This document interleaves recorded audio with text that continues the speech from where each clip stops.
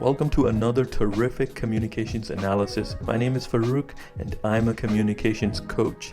The trade wars between Canada and the United States are heating up. Today we'll be listening to the opposition leader Pierre Poilievre and breaking down his speech. Let's get right into it. We must put Canada first. And that is why common sense conservatives condemn President Trump's massive, unjust, and unjustified tariffs, which will damage both American and Canadian economies.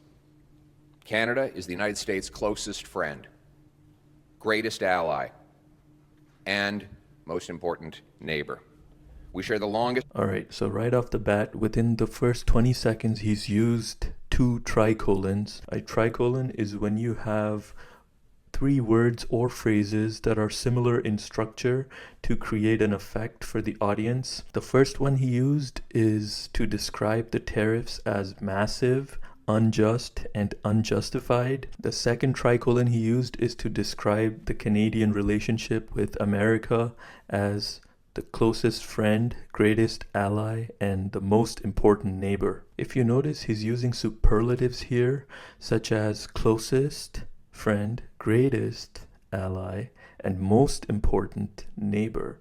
Those are all superlatives to emphatically state that Canada is an ally of the United States. It's the same idea that's being repeated multiple times to really reinforce it and drill it into your heads that Canada is indeed an ally of the United States. We share the longest undefended border. We fought alongside the Americans in 2 world wars, Korea, and Afghanistan, where we lost 158 of our brilliant young men and women to avenge the attacks of 9/11 on New York and Washington. Okay, so he's using allusion here. He's making references to historical events to build an emotional bond with the American audience.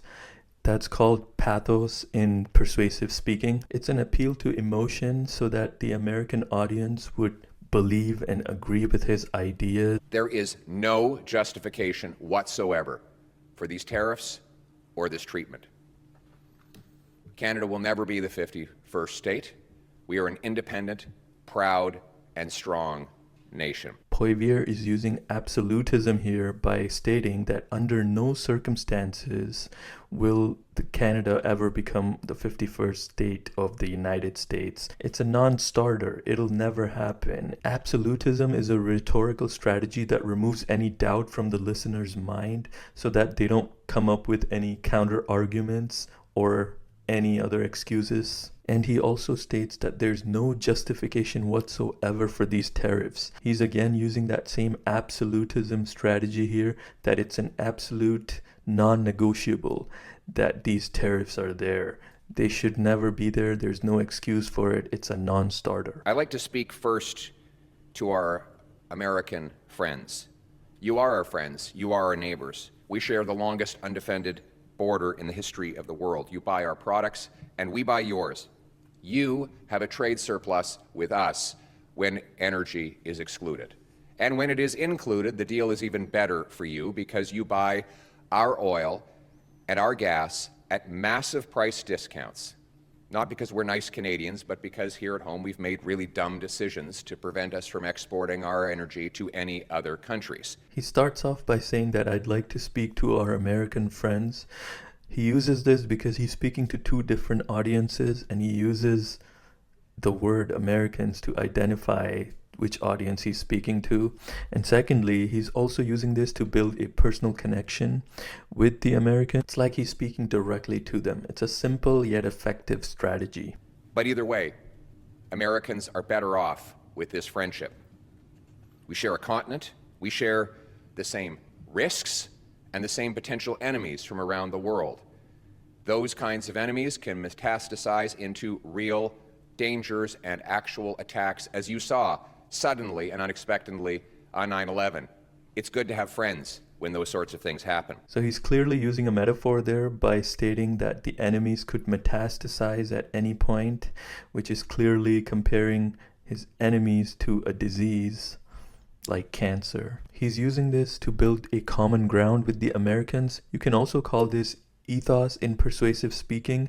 He's trying to boost his credibility in front of the American audience by saying that we have the same interests. And let me ask my American friends this question. Even if you believe in tariffs, how is it possible to put a 25% tariff on Canada and only a 10% tariff on China?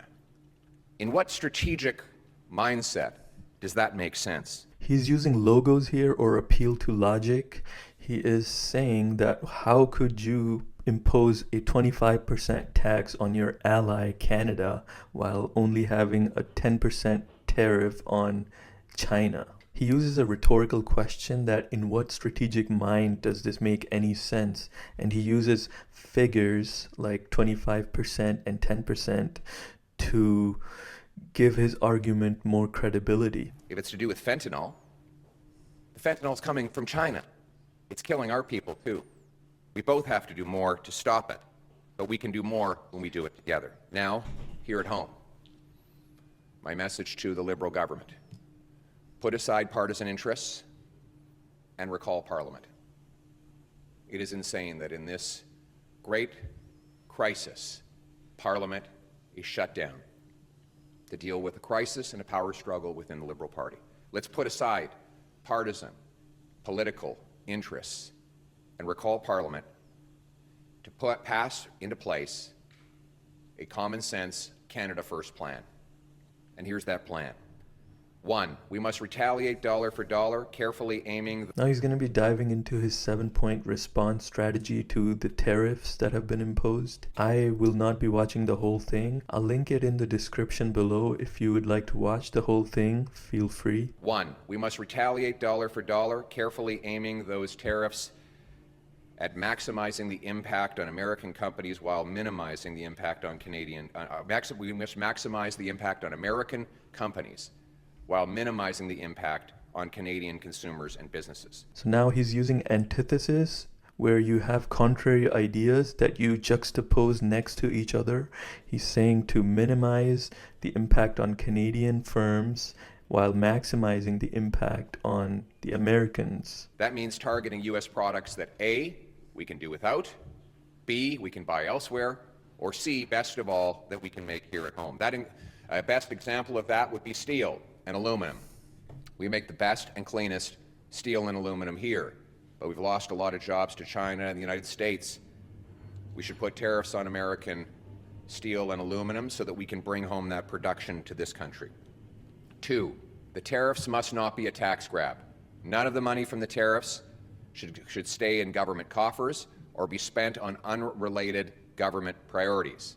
All of it should go back to the workers and businesses that are affected, and most of it should go back in the form of a massive tax cut. And that is why I'm calling for the passage of an immediate emergency bring it home tax cut. The tax cut would be designed to save jobs, create jobs, crush inflation, and boost our economy. We need to cut taxes on work, investment, energy, home building, and making stuff at home. Let's start by axing the Liberal carbon tax and the Liberal capital gains tax hike. They should be the first on the chopping block. 4, we must immediately scrap the Liberal anti-energy law C-69 and greenlight job-creating projects now. That includes LNG plants, pipelines, mines, factories, port expansions, so that we can get our products to overseas markets without going through and profiting the United States. It was insane for us to block our industries before this crisis. It is a fatal mistake now. No longer can we tolerate special interests, politicians, and worst of all, corporate lobbyists who profit by shutting down industries, blocking resources in Canada while profiting off them in Brazil, the Middle East, China, and elsewhere. We must bring home production and self-reliance to our country. Which brings me to 5, we need to knock down interprovincial trade barriers to have truly free trade across our country. We are in this state because we sell twice as much to the Americans as we sell to ourselves. These interprovincial barriers are destructive, they kill jobs, they drive up consumer prices, and they cost the average family $6,000 a year. Let's knock them down, and let's be a truly free trading economy ourselves. 6, we must rebuild our military and take back control of our borders to regain the confidence of our partners, assert our sovereignty, protect our people, and put Canada first. Let us be clear, our border needs to be taken back into our control, not to please the President, but to protect our own people. The fact that we have 20,000 to 500,000 people here illegally, according to the government, was a problem before these tariffs.